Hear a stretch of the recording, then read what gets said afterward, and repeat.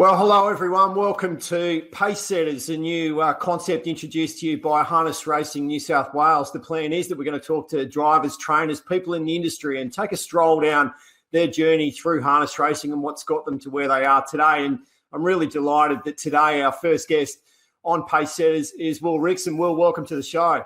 No worries. Thanks for having me. Hey, let's go. You're in a really, really rich vein of form at the moment. You must be really, really happy with the way you're driving. Yeah, I'm just happy with the opportunities I'm getting, to be honest. You got to try and make the most of it. And I'm getting a lot of good trainers and, a lot of good people around me. So it's, definitely enjoying it.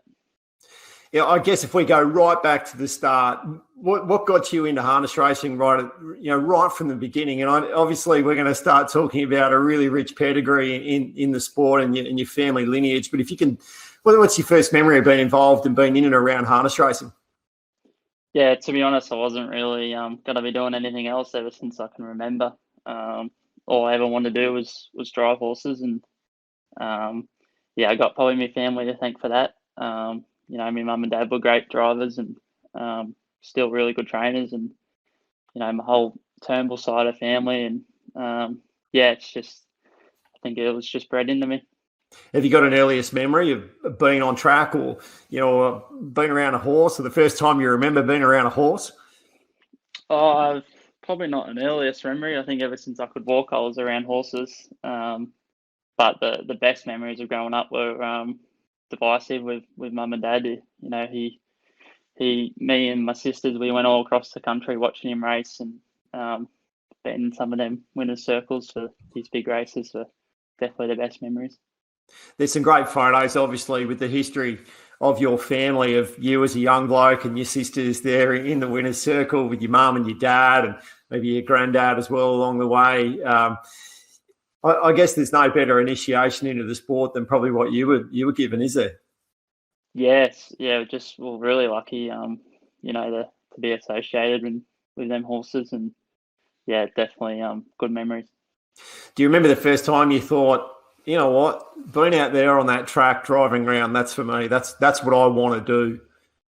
Yeah, probably ever since I sat behind one, I was always did mini trots and enjoyed that, and that taught me a lot. And I think mum and dad let me drive fast work when I was about 11 or 12, and from there on in, I was sort of not too worried about the mini trots and just wanted to drive the big ones. And from there on in, that's I knew I wanted to be a driver. Tell me about the mini trots journey. Were you just blitzing it right from day one, or tell me a bit about that? Yeah, I used to get right into it and work them after school and all of that. But wouldn't say blitzing it, but I was lucky. I went to a couple of championships and they were really good memories. Met a lot of good friends there, and they were great weekends, Easter weekends with the championships, and it definitely taught me a lot. So as a young, you start out in the mini trots. You've obviously got, your mum and dad are, amazing at what they do, and your granddad. From an early age, are you starting to pick their brain around little tips, little pointers? What's those conversations look like? Yeah, just blessed that my mum and dad just helped me ever since I can remember with everything, not only with driving horses and to do with horses, just in life too. Now to this day, we can still come home and might watch one of my replays, and they're still helping me, and things I can get better at. And definitely, they've just helped me a lot along the way. Yeah, is there a particular early tip or pointer that you were given back in the day that you can recall that sort of still sticks with you, that you think was really good sage advice at the time? There's been a lot. I remember every trial I had. I probably wasn't that good at the trials. I had a lot to learn, as everyone does, and every single trial I had, we come home and watched it on the computer, and mum and dad just point out where I could be doing better. And just that sort of always taught us whatever we you only get out of what you put in. So that's been good advice. How do you train to be a good driver, mate? How do you go about it? I like watching a lot of replays and doing a lot of form. I think that's very important as being a driver. I think you got to know what you're racing against, who you're racing against. So I think that's a that's a good thing. And I know I know a lot of other good drivers. They always watch, you know, their idols and good drivers, and I know I always take good notice of good drivers around me, and even racing against them, try and take little things what they do and sort of do it yourself. And is it for you? Is it a gut feel? Is there a science to it? Is it okay, I've got to find my moment here, or I make my move, or how do you approach it? You know, I guess upstairs in your head when you go into a race and when you're executing that race plan on the way around. I think what I've learned along the way is, you know, instead of being, you know, there's always, I think actually what Dad's taught me from day one was try not to go out there with too much in your head, because things change when the green light goes. And, you know, I think that's important. You go out there thinking you're going to do one thing and it doesn't plan out, well, you got to be plan B. And I think going out there with a clear head is it's been good. And I think you got to make, you know, the split second decisions, and you know, try not to be too undecisive out there. I mean, decision making is one thing. Do you put any time into the physical side of driving, and how much emphasis do you put on, you know, being physically fit and, you know, exercise, those type of things? Yeah, if I told you I exercised and went to the gym and that, I'd be lying. I haven't been to the gym since I was in school, so yeah, I've, you know, never really been into that sort of side. Been pretty lucky with me weight and all that. So yeah, if I told you I did too much working out and that, it'd be a lie. Okay, so let's go back a step. Let's talk about your family, because obviously we've alluded to them a lot. Obviously, your granddad is one of the all-time greats, Hall of Famer in our sport. AD Turnbull. What was your relationship with AD as a young fella? And obviously we've had his sad passing in recent time. But what was it? What's your relationship to your granddad been like over the years? Yeah, it's been great. We're so lucky that we got to have him as a grandfather, and he was around for most of our childhood. And yeah, just lucky that we got to spend a lot of time with him, and he was great. He used to ring up and talk to us after we had a good night, and, you know, we used to speak to him, and when we had races at Bathurst or whatever, we used to go up earlier and see him, and yeah, got a lot of good memories with him. Yeah. Does that bring pressure in itself, the fact that you're the grandson of maybe the GOAT of our sport? Does that bring pressure? No, I don't think so. No one's ever really put any pressure on me about that. So yeah, I don't feel any pressure that way. Yeah. Okay, so that's AD. Obviously, your mum and dad have got amazing journey in their own right. So, what about with your dad? You've spoken a couple of times about how he's helped you along the way. Can you expand on that a little bit more? Yeah, just a lot of little things, like not only with driving, but just with horses himself, and how you look after him. And yeah, it's hard to sort of point out a couple of things. He's helped me a lot along the way, and still does to this day. Just a lot of things that are important. And I'm sensing there, Will, that it's not just about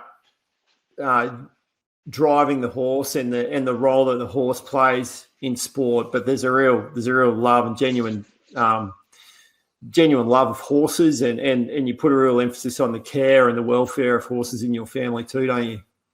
Yeah, for sure. And that's mum and dad. There's normally train about 9 or 10 horses, and yeah, all of them get looked after nearly as good as us kids. They're all pretty spoiled, and yeah, I think it's important that they get looked after well. And yeah, mum and dad are really good conditions of a horse, and which is what me and my sisters have learned along the way too. Yeah, your sisters are had a pretty good run as drivers in this sport as well, and you guys are all really close, aren't you? Was it competitive among the siblings at all? Yeah, it is pretty competitive actually. When we race each other, there's not a lot of talking on the way to the races, and depends what way the results go. Not always a lot of talking on the way home either, but yeah, it's pretty cool racing them, and it's definitely competitive, that's for sure. To reflect on obviously your mum as well, because she had she's a significant player in this sport in her own right as well. you talked about the advice your granddad gives, the advice that your dad gives. Does what comes from Mum's Corner differ in any way? Has it got a different touch to it? Yeah, she's Mum's good. She's always can pull you aside if she thinks she's something you could be doing better. And yeah, mum was a really good driver, and I always have a lot of people say to me how good Mum was and how hard she was to drive against, just like grandfather. So yeah, Mum's been unreal to us, just as well as Dad. They just both been really good. Yeah, obviously, Will, this year was super sad for your family with the passing of AD. That day, you had an amazing experience yourself. You drove your first Group 1 winner literally hours before he passed away.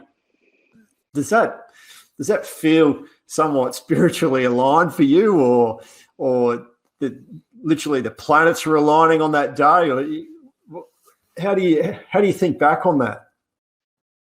Yeah, it's still probably just taking a bit to get used to. Really, it's pretty full on couple of weeks.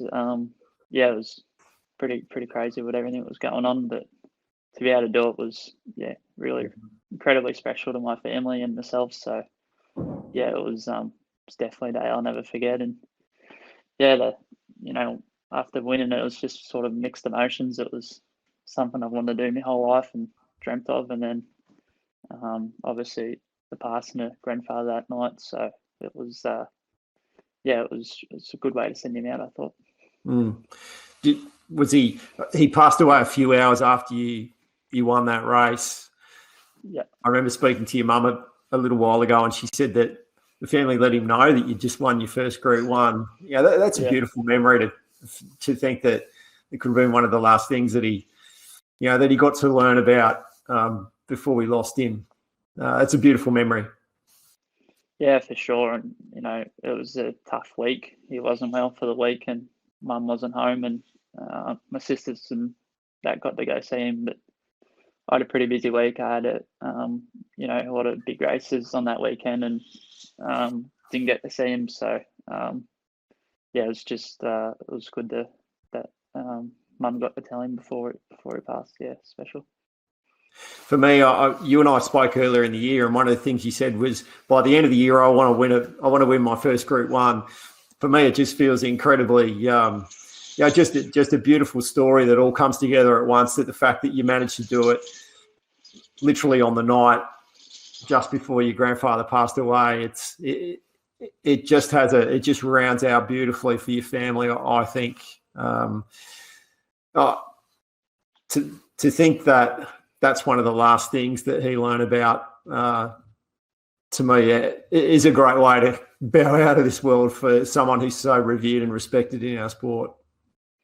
Yeah, it was my goal for the start of the year was just to drive in a couple of the bigger races. I got to drive in a couple of big ones the last couple of years before this year, and it was just I loved being involved in the big races, and I was just hoping to get an opportunity to get in a couple of big races, Group 1 races again this year. So I was obviously hope to win them, but they're so hard to win. So I just try not to set that too much of a goal. But when that happened, it was a dream come true, and especially for the circumstances.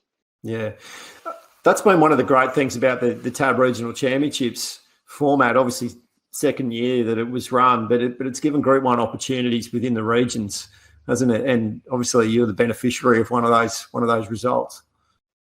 Yeah, it's a great thing. It's just give a lot of people a big opportunity, and it was. I think that format will keep a lot of people in the sport, and it's a goal for a lot of people to set themselves to every year, and even to be a part of it. It was a great atmosphere at all the championships around the areas. So it was a great thing. You weren't sitting behind one of the favourites that night. What did you think your chances were going into that race? I was quite happy with the draw being inside the back, because he's a horse that finishes off well with a nice run, and drawn there he was going to get a nice run. He just needed luck, and it all depended on how the race was going to plan out. But I thought it was a good draw for him, but still hard to be too confident when you need to rely on a fair bit of luck from there. And I was just lucky that everything opened up at the right time. And yeah, I thought the horse was good enough to win the race. I just wasn't sure where he was going to get to and the luck he was going to get. How'd it feel when it was playing out and you're getting pretty close to the winning post there? How did it feel? Yeah, well, down the back he was travelling good, and I was just starting to think, well, there's no way I'm going to get out because there's horses travelling around me. And as soon as I thought that, well, two horses outside me like wheels, and then it all opened up, and I just remember thinking, just wait, because he's travelling good, and there's still a fair way from home. So I was just telling myself to wait to the right time, and had to get going still probably 50 metres before I'd like to. And when he first pulled out, he actually didn't move like the winner. He takes a bit of winding up the horse, and there was one outside me sort of nearly going past him. And then, yeah, just halfway down the straight, I could just feel him, lifting, and it was, I could just tell they weren't going to get past him at that stage. And yeah, it was a feeling that's hard to describe as we hit the line and under the line. Yeah. So you get one under your belt, obviously straight away you're probably thinking, geez, I like how this feels winning one of these Group 1s. I want a bit more of this. Yeah, 100%. That's makes you hungry for more, probably. Yeah, you obviously qualified then to turn around and line up in the state final. Then a week later, and Father Bob wasn't given a huge chance going into that race. What did you learn out of that experience of driving in that state final? Yeah, I thought it was a good thing, a pretty cool thing that I could drive in the first one. And for me and Mark, the trainer, Father Bob, we're just happy to be in it. We just enjoyed being in it, to be honest. We won the Group 1 the week before, and being in that race, we just saw it as just a big bonus, to be able to go in another Group 1 with the horse. And yeah, I thought his run was super to run fifth. The first four were on the fence, and he was the only one he was the first across the line off the fence. So yeah, it was it was pretty good. Yeah, well, a tough race, isn't it? And that's it was a good field, tough race, and to finish fifth in that race, I would have thought the connections would have thought that's a pretty good result. Yeah, definitely, especially how the draws worked out. The draws favoured the horses hardest to beat, and we bite the board early and tried to get a closer spot, and that didn't work out. But we're definitely happy with how he went. So with that experience under your belt, have you now are you a note taker? Do you make lists? Do you set goals? Have you sort of pinpointed anything that you're really setting your eyes on? As we start to move into the bigger races, sort of through the later months of the year. Not so much sort of like that, but as I said before, my goal was to be in bigger races. I love being in bigger races, so if I get the opportunities to be in a couple of bigger races to the end of the year, that'd be great. I know got the Breeders' Challenge coming up, and a few of them sort of races. So if opportunities come up and I could be involved in them sort of races, that'd be awesome. Yeah, and how do you go about doing that? Have you started? I would have thought that your currency as a driver, goes up somewhat when you deliver on a Group 1 result like you did with Father Bob, and probably more opportunities start to come your way. Yeah, I'm not sure how if that's sort of the case, but it definitely helps. But just taking every day as it comes, and working hard at it, and always happy to get new opportunities if they come, and try and make the most of them if they do. Yeah. Have you got a favourite track that you drive around the state? I love Thursdays at Penrith. It's just I actually loved going there when I was a kid, so now I get to drive there every Thursday night. I look forward to that night every day of the week. So I'd have to say Penrith would probably be my favourite track. Yeah, okay. You think many people would be saying Penrith? I mean, it's interesting what people really kind of feel comfortable as a driver and as a trainer, and where they're comfortable. Do you think many people would be saying that the Penrith track's one of their favourites? I think probably more of the bigger and better drivers would say Menangle. They like Menangle, and I like Menangle too. But yeah, it's just something that I've always enjoyed racing at Penrith, and enjoy going there every week. So I guess it's where success comes too, isn't it? Yeah, well, I've had a bit of luck there, and yeah, it's just a place that I like going. So yeah. Got a favourite horse that you've driven? Well, it's probably a bit rude not to say Father Bob now. He's been pretty good to me. He won the Canberra Cup and another listed race at Goulburn, and then now that Group 1. So yeah, I think it'd be pretty hard to look past him at the moment. Yeah. What about obviously you're a bit of a, and I say this respectfully, a journeyman. Like you're one of the drivers that do get around to a lot of the tracks, and and spend your time in some of the regions and that. How's it feel going out and being part of country racing, and and particularly on some of the smaller tracks and smaller clubs, and really helping grow the sport from that perspective? Yeah, I actually love driving on the little tracks. I love driving on the Carnival Cup meetings. I know the last couple of years I've been a junior for the Country vs City Drivers Series, and they get it nearly the whole town there. It's an awesome night. It's good atmosphere, and yeah, just driving at tracks like that. It's in the country. It's there's a fair bit of atmosphere there, and yeah, I love getting out of them tracks as much as I can. Yeah. So when you're a little bloke and you're thinking about, that's what I want to do. I want to be out there. I want to be the one driving. I want to be the one that everyone's cheering home on the side of the track. Is it everything you thought it'd be? Yeah, probably. It's sort of weird to look back on now, but yeah, definitely. I always thought you have your good days and your bad days, no doubt about it. But it's not many better feelings than when you can cross the line first, and yeah, it's something that I always enjoyed, and yeah, I've always wanted to do. Yeah. Do you ever get many punters come up and pat you on the back, or let you know that you didn't quite deliver on their expectations?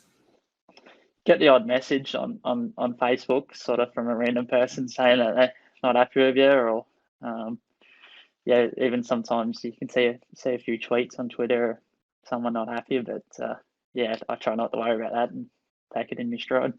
Yeah. Does it ever work in reverse, and you actually get someone saying thank you? Yeah, of course. There's always a couple of people on the side if they're at the track, or every now and again someone will send you a message, and yeah, even sort of a couple of people from school that don't like a punt, every now and again they'll send me a message and say, "Oh, well done, we're on that one," or whatever. So it's pretty cool when you get messages like that. Yeah, well, let's hope there's more of that, mate. What about lockdown? Obviously, and obviously the health pandemic has changed everything around the world over the last 2 years. But how's it different being a harness racing driver and a competitor through the pandemic? Well, it's difficult for me and a lot of people in the sport, because I was racing at Newcastle and a lot of other tracks, and now we can only race at Penrith and Menangle. So it's difficult on that behalf, but at the same time we're pretty lucky to be still getting to be able to do it. There's a lot of industries and people that are out at work and can't do anything, and we're lucky we can still work our horses and race. So it's difficult, and as much as it'd be good if we could get back around racing everywhere again, I think we're still lucky that there's the industry done a good job to keep us going the way we are. Yeah. Well, mate, there is a big year in New South Wales. Later on in the year, the Inter-Dominion is around. You obviously, I'd assume that's one you'd love to be competing in. But even if you're watching on, the Inter-Dominion has played such a huge role in your family as well. I'd assume that's one you'd love to be part of this year.